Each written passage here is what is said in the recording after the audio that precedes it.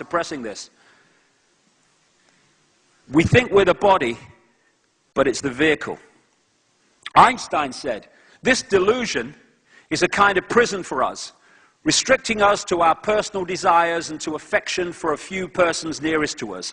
Our task must be to free ourselves from the prison by widening our circle of compassion to embrace all living creatures and the whole of nature in its beauty. In other words, once we lose the idea that we are individual little me and realize we are all that is, we start to connect again with all that is, and not just with a few people around us who connect into our sense of individuality and Ethel Jones and Charlie Smith. Any picture of this theme, this type, is from a guy called Neil Haig. He's a great friend of mine in England, an artist, and he's a very, very original artist. And he has this unbelievable ability to not quite read my mind, because I do explain what I want and what I'd like him to portray and stuff, but he has this wonderful ability to then deliver a picture, and I go, crikey, if I was an artist, and I'm shite, I would draw it exactly like that. That's what was in my mind. It's an amazing connection that we seem to have. And this is the difference, a real important difference that I want to make. Okay, again, it's all words and it's how they're defined. I'm going to define the words for this day. Consciousness is the word I'm using for what we really are. All that is, has been, ever will be. And consciousness has an experience within this reality if it chooses to. However, as I said about we must take on a shell and all that stuff to interact with this reality, it's very similar to if you want to go on the internet, you can't just sit there in a chair on an empty desk and go on the internet. You need a conduit, you need an interface through which you can access that collective reality we call the World Wide Web, and it's called a computer. What consciousness does is exactly the same in a fantastically more sophisticated way. It takes on what I call the biological computer, the body, as its interface. And the body and its immediate energy field, I'm calling the mind. And the is very important. Because for me, the more that I kind of start to understand this, we talk about my mind, your mind, his mind, her mind. No, I would say that's not how it is. It's the mind. The mind is the interface between consciousness and this reality. And you can be a Wall Street banker over here and a New Ager over there and still be in the same mind. And what the conspiracy is about, in its primal level, is pulling us and our point of perception into the vehicle, into the interface, the mind, and out of consciousness. And what's happening now, and I'll get into this in the last section, is there are changes taking place vibrationally in this reality, which is helping people to open their minds to consciousness, and therefore people are, as we say, waking up from mind into consciousness. And the moment we start to do that, bang, we see the world in a completely different way. Why? Because our point of perception, our point of observation moves out of mind into consciousness. And the mind is a very good thing, because we can use that to interact with this reality. And the mind operates through something called thought, which is a very, very low level of perception. Consciousness operates through something I call knowing. It's all knowing. It's all that is, has been, and ever will be. Therefore, it's not constantly working things out. That's why when you enter a state of consciousness, you go into a place of silence.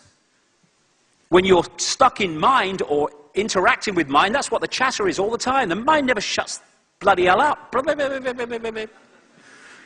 Whereas you go into consciousness and there's silence. Why?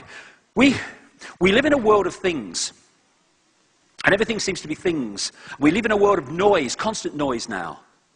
But that's not the prime reality, though we think it is. The prime reality is consciousness, which is silence. It's silence because it doesn't have to work things out, because it knows. And we think silence is nothing. So we say, can you hear anything? No. Nothing. No. Nothing. And yet, everything comes out of the silence and goes back into the silence, because what consciousness is at its highest level is all possibility, all potential. And in the silence is all potential, all possibility. And then when I start talking, I'm pulling through sound one possibility out of all possibility, and now through the senses, now I'm in one possibility. So when we have silence, and I start talking, the noise comes out of the silence. As soon as I stop talking, the noise goes back into the silence. And it's the same with space. With space, what is space? It's nothing. The reality here is things. But what defines this theater?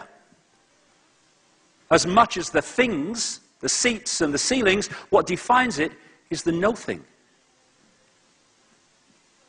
And in the realm of things, things come out of the nothing, and then they go back. That's what's happening when we die. We're born out of the nothing into the world of things, and then the body goes back into nothing. And one of the things that stresses people out, if we could come to terms with it, it would be a lot more helpful, is we're always trying to find stability and permanence in a world of things, when the world of things is, by very definition, totally impermanent. The permanence is the nothing, the silence, consciousness, which is what we always will be. And so when we come in to the mind, if we come in and hold that connection to consciousness, then we're in this world and we can use the mind to interact with it, but our point of observation is beyond it. And therefore we see things from this point of view. We become observers rather than caught in it. If we lose contact with consciousness, we come into this reality and we become prisoners of the mind in that eggshell. And now we're in this world and of it.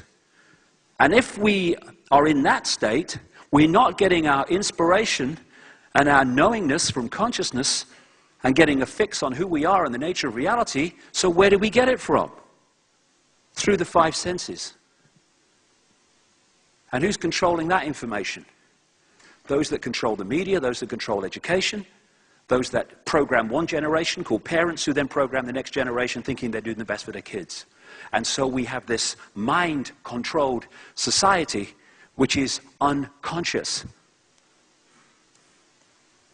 Consciousness is like the ocean, the everything. Mind, of course, is a form of consciousness because everything is, but it's a much more concentrated and static and limited form of consciousness that we call mind and thought. And we call it intellect, too. It's funny. Well, it's not just funny. It's kind of explains why we live in a society that worships the intellect. Oh, he's got a great mind. Oh, he's mindless. Ooh, look at him. We worship the mind. We worship the intellect. We reward intellect. And we laugh and ridicule at those who come from a position of consciousness, because intellect literally cannot get its mind round the perceptions and perspectives of consciousness, because that's not where it's coming from. Let's just do that again.